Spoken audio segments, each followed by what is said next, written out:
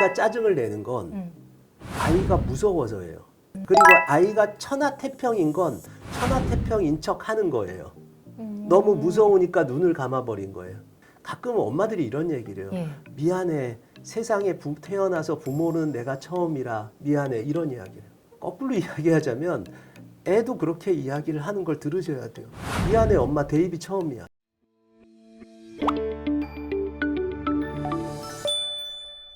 안녕하세요. 교육 고민을 대신 물어봐주는 교육대기자TV, 저는 대기자 방종임입니다. 수능을 앞두고 대입을 걱정하는 분들이 워낙 많으셔서 오늘 입시 전문가 모시고 말씀 나눠보도록 하겠습니다. 안녕하세요, 원장님. 예, 안녕하세요. 반갑습니다. 김호준입니다. 제가 교육대기자TV를 여러 번 봤는데요. 보니까 훌륭하신 분들 대단히 많이 나오고 그러는데 저 같은 변방에서 일하는 이런 뭐라 그럴까요? 이렇게 미천한 존재? 뭐 좀 이상하네요. 너무 그런데 예, 아무튼 초청해 주셔서 감사합니다.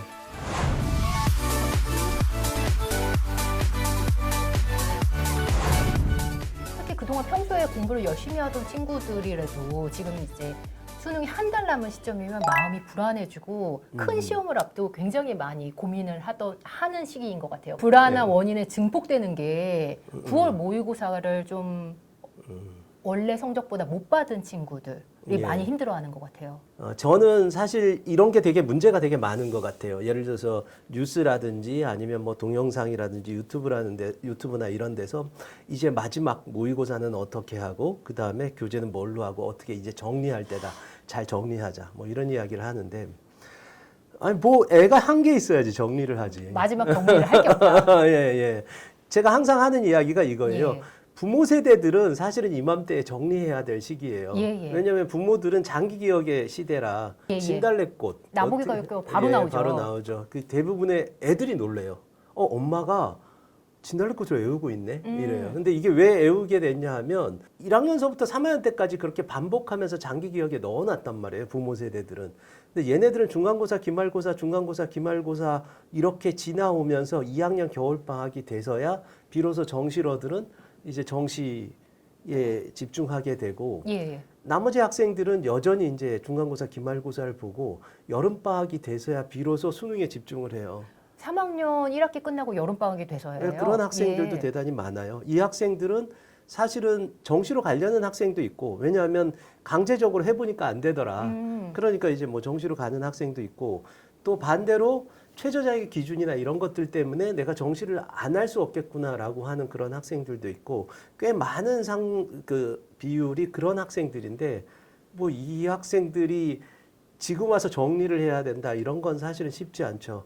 단 정리를 해야 된다는 이야기가 아이들이 알고 있기 때문에 거기서 오는 불안감들이 더 커져요. 이 친구들한테 정말 해주고 싶은 이야기가 하나가 있어요. 그게 뭐냐 하면 그냥 헤엄쳐라. 지금 시기에. 이야기. 예. 어떤 의미실까요? 네. 우리가 바다에 빠졌을 때 가만히 있으면 계속 내려가요. 그러죠. 그리고 저 심연의 끝바닥까지 간다라는 거예요. 지금이 아마 학생들한테는 그런 시기일 거예요. 그러니까 자신의 공포와 자신이 가지고 있는 방황과 이런 부분들을 케어할 수 없는 그런 상황이에요. 컨트롤할 수 없는 상황이에요. 이런 상황에서는 대부분의 학생들이 아무것도 안 해요. 그러니까 이제 부모가 보기에도 얘가 왜 저러지? 뭐 이렇게 생각을 한다는 거예요. 그런데 간단해요. 답은 헤엄치면 올라가요. 수면 위로. 다시 공부를 해라. 예, 그러니까 자기가 지금 이런 공포적인 상황들, 그 다음에 이러한 절망적인 상황들에 대한 부분들을 노력해야 돼요. 그러니까 내가 내 자신을 컨트롤할 수 있다라는 것에 대한 부분들조차도 노력해야 돼요. 그럼 그 심리적 노력을 하려면 어떤 부분에서 변화가 필요할까요? 제가 북극에 가서 영하 50도의 분리자들을 만나서 그래서 이제 제가 왼쪽 팔, 왼쪽 다리, 왼쪽 얼굴이 이제 다 얼어버렸어요. 그리고 이제 서울에 도착을 했는데 앞이 막막한 거예요. 사람들을 어떻게 만나나? 저는 또 더군다나 많은 사람들을 만나야 되는 그런 상태인데 골방에 처박혀 있었어요. 한 달 정도 그렇게 처박혀 있다가 그러다가 제가 약속을 한 게 하나 있었어요. 그건 인도에 가면 도비가트라고 하는 그 빨래터가 있어요. 거기가 거의 뭐 면적으로 보면 우리나라 한 개 구 이상으로 된 전 세계에서 가장 큰 빨래터예요. 이제 거기에 제가 봉사활동을 하러 그 코이카 후배와 약속을 해서 거길 가서 일주일간 이제 봉사활동을 했어요. 어쩔 수 없이 간 거죠, 네, 사실은. 네. 그래서 이제 하다가 어떤 사람이 저한테 물어보는 거예요. 여기를 왜 왔니? 그래서 뭔가 내가 극복할 게 있어서 왔다라고 하니까 왜 뭘 극복하려고 하는데 그러더라고요. 그래서 제가 이야기를 했어요. 아, 제가 사실은 이런 상황이 돼서 그래서 더 이상 사람들을 보기도 힘들고 어렵고 뭐 이렇다. 내가 앞으로 어떻게 살아가야 될지 모르겠다. 너무 힘들다. 뭐 이런 이야기를 하니까 이분이 그러는 거예요. 다른 사람이 널 보는 게 힘든 거지 그러더라고요. 그래서 뭐 그렇지. 그랬더니 다른 사람들이 널 보는 걸 네가 생각하는 게 사실은 더 힘든 거지. 그랬더니 그게 맞아. 그런 얘기를 했어요. 네. 그랬더니 하는 얘기가 그런 거예요. 그러면 결국은 다른 사람들이 보는 게 힘든 게 아니잖아. 그러니까 너가 외부에서 어떤 상황에 대한 부분들을 힘들어하는 건 사실은 그게 중요한 게 아니야. 제일 중요한 건 너가 그걸 힘들어한다는 너 자신에 대한 부분들이야. 그러면 네가 지금 해야 될 게 뭐냐 하면 너 스스로가 가지고 있는 감정을 컨트롤할 수 있을 만큼의 노력을 하는 거야. 그런데 그 노력 자체가 사실은 어떤 방법론이 있는 게 아니라 네가 각오를 하기만 하면 돼. 수능이 얼마 안 남은 건 외부적 환경이에요. 그 환경에 내가 지금 어떤 마음을 갖고 있느냐가 중요해요. 아, 그래. 나는 점점 수능에 다가오고 내가 합격에 다가오고 있다. 라고 생각하면 매우 즐거운 하루하루일 이겠죠. 거예요. 예, 예. 그런데 아니야, 내가 지금 해놓은 것도 없는데 점점 수능이 다가와 고통스러워라고 하면 그러면 고통스러운 하루하루가 될 거예요. 이걸 극복할 수 있는 가장 좋은 방법은 자기가 노력하는 거예요. 어떻게 생각하느냐에 대한 부분들을 생각하는 거죠. 강하게 그게 가져가야 정말 조금밖에 안 남아도 괜찮을까요? 그 등산 얘기를 해서 좀 예, 예, 그런데요. 예, 예. 산을 오를 때에 제일 힘든 부분들이 뭐냐면 정상 바로 직전이거나 아니면 이제 다 내려와서 조금만 더 가면 되는 그런 상황이거든요. 근데 그 상황에서 포기하는 사람들이 거의 등산하는 사람들 중에 대부분의 등산에서 포기하는 사람들이 정상 바로 직전이나 아니면 거의 집 가기 바로 직전에 이제 무슨 큰 실수를 해서 그래서 다치거나 뭐 이러는 경우가 거의 대다수예요. 그러니까 사실은 가장 하찮은 시기지만 그러니까 학생들이 생각하기에는 지금 이 시기가 어떻게 보면 그래 맨날 TV에서 나오는 건 무슨 정리를 해야 된다, 뭘 해야 된다 예. 이런 시기니까 아 그래 이제는 더 이상 성적이 오르지 않는 시기다 이렇게 생각하지만 사실은 다른 많은 학생들이 떨어져 나가는 시기예요. 예, 예. 그러니까 그걸 아예 상대적으로 놓는 봤을 시기. 때, 예. 예, 상대적으로 봤을 때 본인이 충실하게 잘 해나가면 그러면 좋은 성적들이 나올 수 있는 가장 또 좋은 시기이기도 하죠. 겪은 학부모들도 그렇게 생각하는 경우가 있어요. 뭐냐면, 아, 내가 수능을 망쳤다. 재수하는 학부모랑 예, 상담을 해보면, 내가 수능을 망쳤다. 이렇게 생각을 하거든요. 제가 369 모의고사를 펼쳐놓고 이렇게 보면, 망친 게 아니라 9월 모의고사에 비해 못 본 거예요. 그러니까 무슨 얘기냐면, 애 성적이 사실은 망친 게 아니라 자기 성적이 나온 거예요. 단 상승세로 나갈 걸 상승세로 못 나간 경우가 되게 많아요. 그런데 그래서 이제 그런 분들이 계속 떠들죠. 모의고사보다 수능은 안 나온다. 계산해 보면 거의 평균치예요. 그 정도 나오는 모의고사의 건데. 평균치예요. 예, 예. 그런데 망쳤다라고 하죠. 근데 그 망친 게 어느 기간이냐? 바로 이 기간들이에요. 예, 이 기간들에 망치면 하향세를 겪을 수밖에 없죠. 그러니까 허황된 생각 버리고 예, 그냥 지금 이 시간을 좀 꾸준히 좀 했으면 좋겠다. 그러면 지금 같이 떨려하는 고3 학부모님들을 위해서 같이 한 달 반밖에 안 남아서 같이 떨려 하실 거거든요. 예. 이런 분들을 위한 조언 좀 부탁드릴게요. 예. 저는 이런 이야기를 되게 많이 하거든요. 대입을 보지 말고 애를 봐라라는 이야기를 되게 많이 해요. 특히 이제 학부모들 중에서 애들에 대한 관심도 입시에 대한 관심도가 높은 학부모님들은 재수생이 늘어났다. 올해 의대가 어떻게 된다. 뭐가 뭐 된다. 이러는데 사실 이게 애한테 필요 없는 경우가 되게 많아요. 예. 그거보다 사실 진짜로 알아야 될 건 우리 애. 우리 애가 그렇죠. 지금 어느 대학을 갈 거고 우리 애가 의대 갈 지금 친구가 아닌데 의대 예, 정보만 그러죠. 갖고 있으면 예, 우리 애가 지금 어떻게 공부를 하고 그리고 우리 애가 지금 심리 상태가 어떻고 뭐 사실은 이런 것들인데요. 그냥 제가 단적으로 이야기하자면 예. 지금 고3 한 달 남은 지금의 고3은 그 아동학대의 마지막 단계에 있는 상태예요. 아이가 가지고 있는 지금의 심리 상태는 매우 힘든 상황인데 그 힘든 상황에서 이런 고민들을 해요. 부모님들이 어떤 고민을 하냐면 애가 왜 지금 이렇게 공부를 안 하지? 지금 진짜 마지막 피치를 올려야 될 때고 정말 열심히 해야 될 거고 그럴 때인데 왜 애가 이렇게 안 하는 걸까? 아, 이걸 좀 한번 애한테 얘기를 한번 해볼까? 뭐 이런 생각도 하고 그러는 학부모님들도 되게 많은 것 같은데요. 아이가 짜증을 내는 건 아이가 무서워서예요. 예, 아이가 지금 수능이 얼마 안 남았어. 그리고 아이가 천하태평인 건 천하태평인 척 하는 거예요.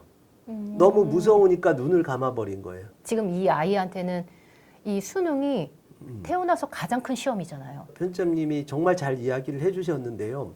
가끔 엄마들이 이런 얘기를 해요. 예. 미안해. 세상에 태어나서 부모는 내가 처음이라 미안해. 이런 이야기를 해요. 거꾸로 이야기하자면 애도 그렇게 이야기를 하는 걸 들으셔야 돼요.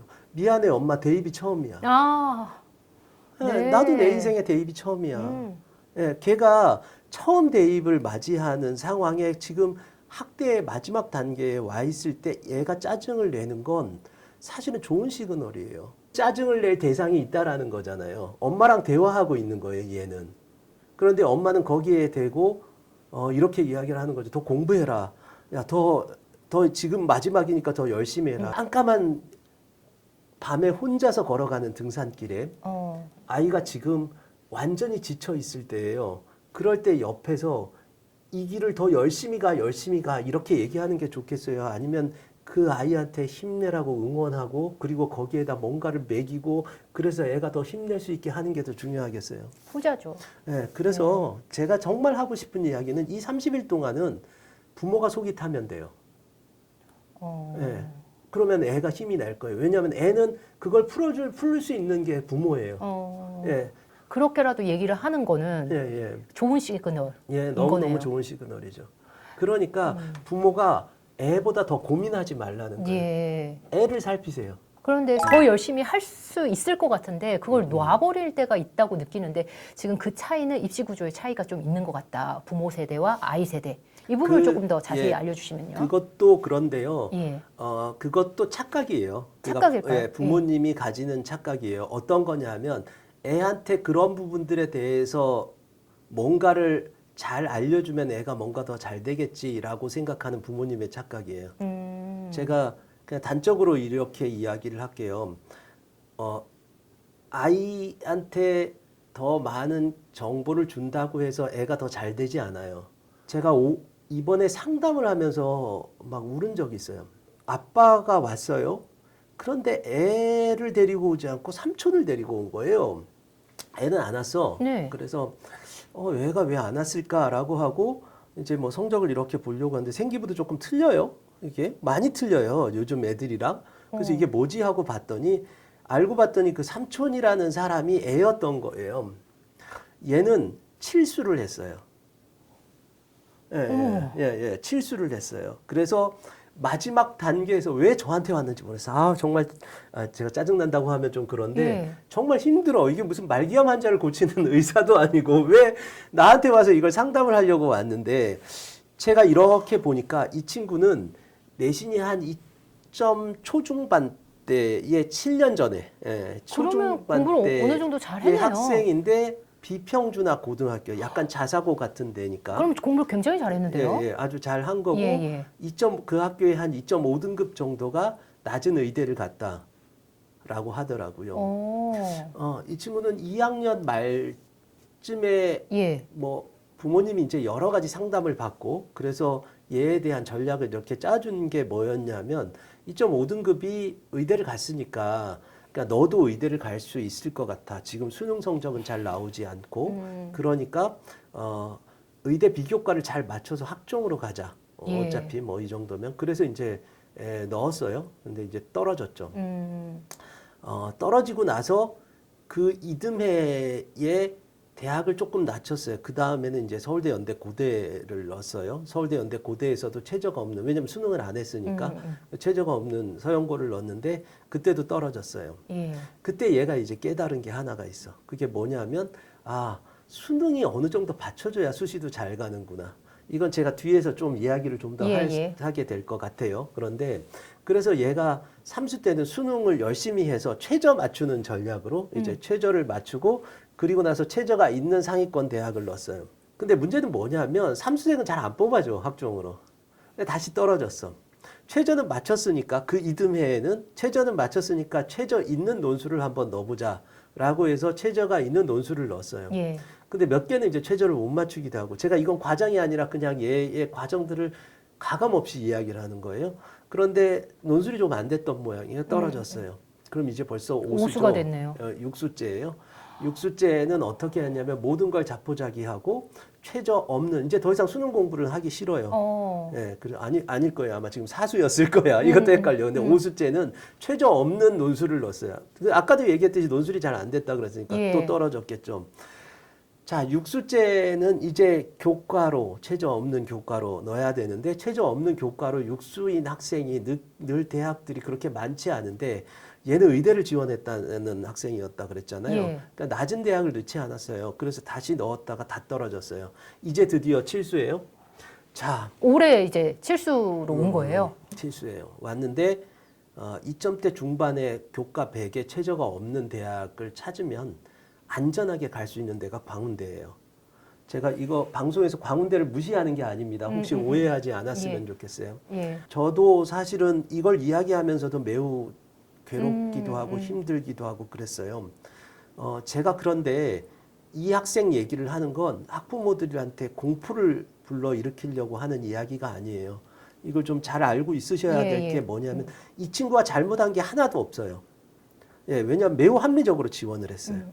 예, 지금까지 딱딱딱딱 합리적으로 지원을 했고 아마 제가 상담을 했어도 그래 이렇게 해보자 이렇게 왜냐하면 현실태에서는 그렇게 얘기할 수밖에 없을 것 같아요. 수능이 안 나오는데 거기다가 비평준하고 내신이 괜찮아. 그럼 뭐 그죠 학종으로 그 당시에는. 최저 없는 데를 넣어봐라라고 누구나 이야기를 했을 거예요. 그런데 제가 왜 이 학생이 칠수를 하게 됐던가에 대한 부분들을 생각해 보면 크게 두 가지 정도의 문제가 있었던 것 같아요. 그건 뭐냐면 내가 얼마나 아플까에 대한 부분들을 생각하지 않았다라는 거예요. 무슨 얘기냐면 내가 만약에 이것이 다 되지 않으면 그때 나는 어떤 상황으로 갈까에 대한 부분들을 생각하지 않았다라는 거예요. 그러면 그 대비가 필요했었어야 됐다. 그렇죠. 이거고 그다음에 사실은 이게 첫 번째고 두 번째로 정말 해줄 이야기가 이건데요. 네네. 어떤 거냐면 부모가 아이를 실패하게 하지 않았던 게 문제예요. 자, 다시 얘기해서 그런 거예요. 네. 부모는 지금까지 많은 실패를 했을 거라는 거예요. 살아오면서 뭐 시행착오도 하고 놀기도 하고 뭐 이랬을 거란 말이에요. 본인도 그렇게 살아왔을 거라는 거예요. 그런데 어떻게 하면 얘를 최대한 잘 보낼 수 있을까라고 하면서 얘한테 맞춤에 대한 부분들을 딱 해놨지만 그게 사실은 부모가 생각하기에는 실패가 없을 최선의 방법들을 해놨지만 사실은 그게 오히려 더 큰 실패를 만들 수도 있다라는 거예요. 애가 실패를 겪으면 생각하게 돼요. 제가 어제 보니까 인터넷에 뭐 이런 이야기가 있더라고요. 바닷가재의 교훈 뭐 이런 거 있는데 뭘까요? 제가 보니까 많은 분들이 아실 것 같아요. 예. 바닷가재는 이렇게 그 갑각류로 이렇게 그 두꺼운 뼈로 돼 있잖아요. 거기 안에 있으면 얘가 되게 괴롭대요. 그러면 얘가 어떻게 하냐면 그 괴로움을 견뎌서 그걸 깨뜨리고 다시 더 몸이 커진 다음에 다시 딱딱한 갑각류의 뼈로 만들고 또 키우고 그런다는 거예요. 그런데 이 괴로운 상황에서 누군가가 편안하게 안정제를 놓거나 마취제를 놓으면 이 바닷가재는 더 이상 성장하지 못하겠죠. 거기서 멈추는. 제가 정말 하고 싶은 이야기가 그런 건데 학부모들이 아이들이 가지고 있는 성장할 기회는 사실은 입시를 더 많이 알고 아이한테 무슨 더 많은 이야기를 해주고 이런 것들이 아니라 아이가 실수하는 것들을 보고 그냥 느끼게 그냥 한 번 정도의 시행착오를 하면서 깨닫게 하는 게 오히려 더 좋다라는 거예요. 그 부모님하고 그 학생은 뭐라고 하나요 지금? 그 칠수생 학생이 울고 나갔어요. 예. 네, 저도 울었어요. 그러니까 제가 그 상담을 하면서 그 울 수밖에 없었던 건 뭐냐면 이 아이가 너무너무 절망적이라는 거예요. 그러니까 더 이상 이제 사실은 그냥 저는 이 친구가 여기서 뭐 무슨 위로를 해줘도 뭐 위로가 되지 않는 상황이잖아요. 그러니까 제가 할 수 있는 이야기는 딱 한 가지였어요. 그건 뭐냐면 너가 이제는 스스로 한번 판단해봐라. 어. 너가 한번 판단해보고 어떤 삶이 더 좋은 삶이냐. 왜냐하면 저는 그런 생각이 들어요. 얘가 의대를 가지 못하고 강원대를 간다고 해도 본인이 판단하고 생각하고 만족한다면 그 삶은 되게 좋은 삶이에요. 그렇죠. 예. 예, 정말 좋은 삶이라고 생각해요. 예. 본인이 선택했으니까. 예, 그런데 부모가 만족하지 못한 대학을 가게 되면 인생을 포기할 수도 있어요. 언제나 생기부를 보고 물어보는 질문은, 그러니까 생기부를 보고 물어보는 질문은 점수를 매기기 위함이다. 면접을 잘하려면 면접관한테 보이는 솔직함을 가져야지 내 솔직함을 보이면 안 돼요. 저 사람이 지금 점수를 매기고 있잖아. 그러면 예를 들어서 친구와 심하게 싸웠던 경우를 얘기해봐 라고 했는데 자기가 심하게 싸웠던 이야기를 하면 떨어져요.